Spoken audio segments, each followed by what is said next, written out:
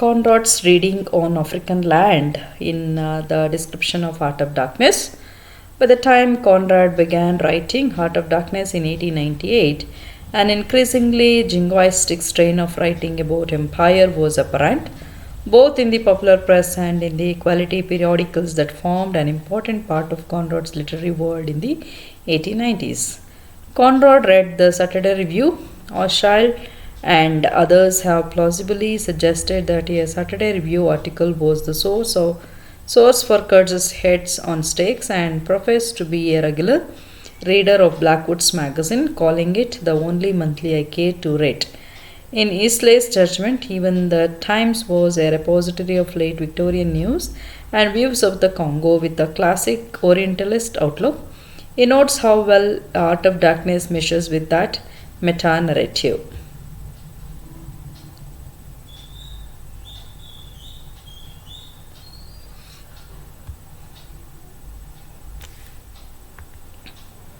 However, Matthew Conley has charted the ways in which Heart of Darkness simultaneously subverted and reinforced the imperial ethos of Blackwood's in 1899. Conrad's An Outpost of Progress, published in Cosmopolis in July 1897, paints an unflattering picture both of colonial enterprise in Central Africa and of imperial rhetoric. It also sparked a friendship with the radical writer R.B. Cunningham. Graham produced a number of essays, short stories, and books critical of imperialism, including Bloody Niggers, Social Democrat, April 1897, Bristol Fashion Saturday Review, February 1898, Higginson's Dream Saturday Review, October 1898, and a Parker Westminster Review, January 1899. All these were mentioned in correspondence between the two men, all appeared shortly before or during the writing of Arctis. Conrad's writing emerged from this mixed discourse on imperialism. In a Blackwood's article of January 1898, Daily Mail special correspondent George Warrington Stevens condemned the humanitarian that is throttling patriotism and common sense and virility of individual character. If civilization is a conspiracy for the preservation of puny life, lowering the physical standard of the race, he argues, then civilization may be no blessing but a curse. In the article, he writes that the naked principle of our rule is that our way is the way that shall be walked in, let it cost what pain it may. This rhetoric is not so very far from Kurtz's Exterminate all the Brutus, scrawled in the margin of his own article.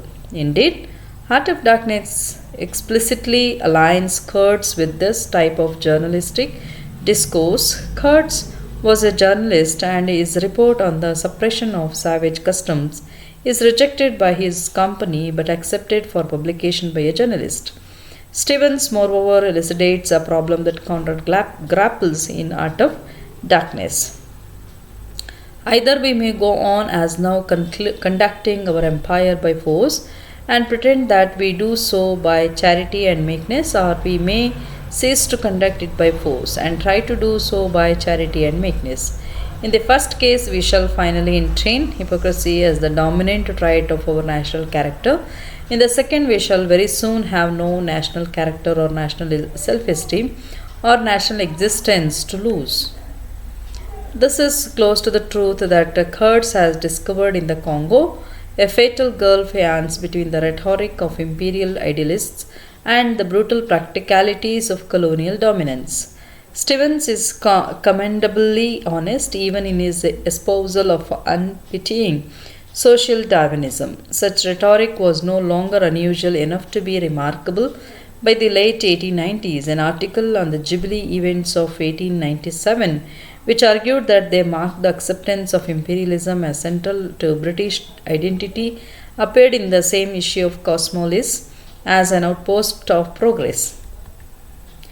The anti-imperial writings of men like Graham bolster Conrad's expression of a more critical view. However, Graham's essay Bloody Niggers offers a bracing satire of late century attitudes to race that Conrad described as very telling.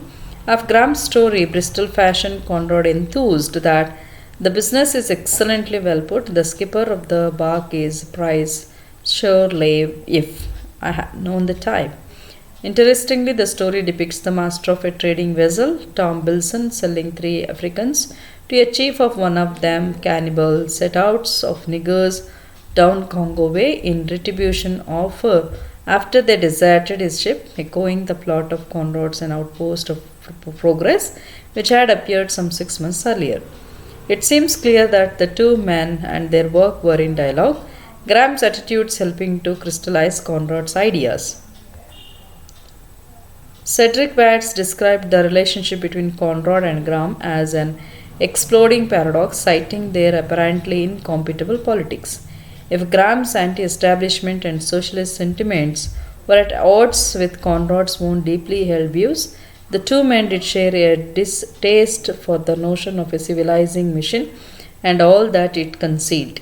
It is reasonable to surmise that Graham, who wrote that Conrad almost needed a Caesarean operation of the soul before he was delivered of his masterpieces, provided Conrad with the radical impulse required to publish his own critiques of imperialism.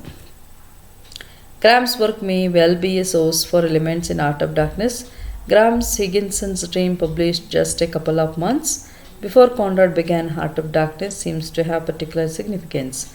Conrad read the story and commented on it in letters. The story narrates Higginson's slow realization that his work opening up a group of islands has been almost wholly destructive to the ingenious population among whom he grew up. It needs nothing but the presence of the conquering white man, decked in his shoddy clothes, armed with his gas pipe gun, his Bible in his hand, his merchandise, that is, his whiskey, gin, and cotton cloths, securely stored in his corrugated iron roofed sheds, and himself active in persevering as a beaver or a red ant to bring about a sickness which like the Madora exterminated the people whom he came to benefit. Opening up new territory to commerce and civilization kills as surely as pestilence in the story. It is hard not to see in Graham's conquering white man a model for characters in Art of Darkness. It is also tempting to link the business of extermination to Kurt's annotations on his report on the suppression of savage customs. More significantly, this also suggests another potential reading of key passages of Conrad's text. In this reading, the language of closure, which has troubled readers, the mysterious stillness, and the implacable force brooding over an indestructible intention, has less to do with rendering Africa passive and more to do with the continent's resistance to those who would open it up. The text thus resists the logic of enlightenment and modernity. One further letter from Conrad to Graham offers a final tantalizing clue to another potential source for the anti imperial tone of Art of Darkness. In December 1903, in the midst of writing Nostromo, Conrad wrote to Graham recommending Roger Casement to him, and in closing letters from Casement, Conrad had first met Casement in the Congo in 1890, and Casement had recently attempted to enlist Conrad in his campaign for reform there. In the letter, Conrad remarks of Casement that I have always thought that some particle of Las Casas' soul had found refuge in his indefatigable body. Bartolome de Las Casas, a Spanish priest, best known for his 1542 polemic, a short account of the destruction of the Indies, was an outspoken critic of Spanish imperial excesses which have at least as much in common with the actions of Mr. Kurtz as anything Conrad personally witnessed in the Congo. Conrad's reference to Las Casas is logical. Graham had mentioned him in a recent book. Conrad's phrasing implies prior acquaintance with Las Casas, however, and given his friendship with Graham, who had travelled widely in Latin America, it is likely that he knew of Las Casas. Heart of Darkness is rooted firmly in the twin discourses of imperialism and anti-imperialism. Those roots are traceable all the way back to the Renaissance.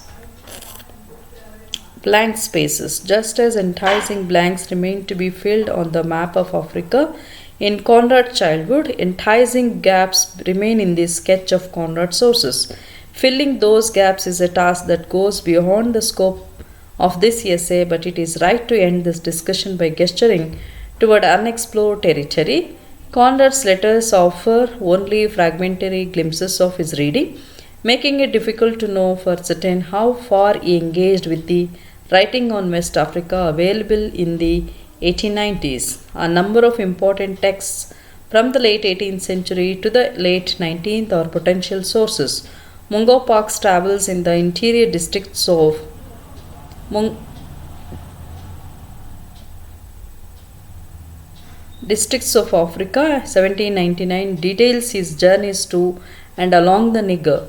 In it, Park emphasizes his role in opening to ambition and industry new sources of wealth and new channels of commerce. British explorers, including Burton, Grant, and Speke, had achieved considerable renown as travelers and as writers on Africa. Conrad had certainly read Burton, to whose work he compared Graham's Maghreb el Aqsa. Mary Louise Pratt has identified Burton and the British explorers who sought the source for the Nile in the 1860s as the prime exponents of the monarch of all eye survey scene, which served to produce for the home audience the peak moments at which geographical discoveries were won for England. In the context of this course, based on the implicit assertion of ownership, the inscrutability of the forest Marlowe describes in Art of Darkness gains fresh meaning. Marlowe's descriptions offer a set of scenes in which the white observer is disquieted because too much remains unseen or beyond his understanding. In Conrad's narrative, the European traveler in Africa cannot be the monarch of all he surveys. More text merit discussion. Several works by the French American Paul Duchel, including his explorations and adventures in Equatorial Africa 1861, were well publicized and widely discussed in both Francophone and Anglophone worlds during Conrad's childhood and youth. The writings and journeys of Pierre Savargonen de Brazza, Stanley's rival in the exploration of the Congo, were widely celebrated in France in the years after the Berlin Conference. Those texts maintain the dominant vision of a dark, uncivilized Africa. Mary Kingsley had published Travels in West Africa in 1897, a year before Conrad began Heart of Darkness. Conrad refers to Kingsley's book in a letter of February 1899, the same month that the first part of Heart of Darkness appeared in print. Kingsley's approach is radically different to Conrad's. Adopting an anthropological methodology, Kingsley explains her approach in her preface. I have written only things I know from personal experience and very careful observation. I have never accepted an explanation of a native custom from one person alone, nor have I set down things as being prevalent from having seen a single instance. I have endeavored to give you an honest account of the general state and manner of life in Lower Geneva and some description of the various types of country there. In reading the section, you must make allowances for my love of this sort of country and for my ability to be more comfortable there than in England. In short, Kingsley opens up the continent that Conrad, with his keenly developed cynicism about progress and civilization, sought to close off. Heart of Darkness emerges from a discursive context dominated by powerful opposing impulses, closing off, opening up, imperialism, anti-imperialism, and navigates a route through them. If the surface of the text appears as inscrutable in relation to its sources as the Congo's forests and waters seem to Marlowe, a close examination reveals clues to depths and layers in which those opposing impulses swirl in powerful undercurrents, often reproducing but also revising dominant cultural narratives.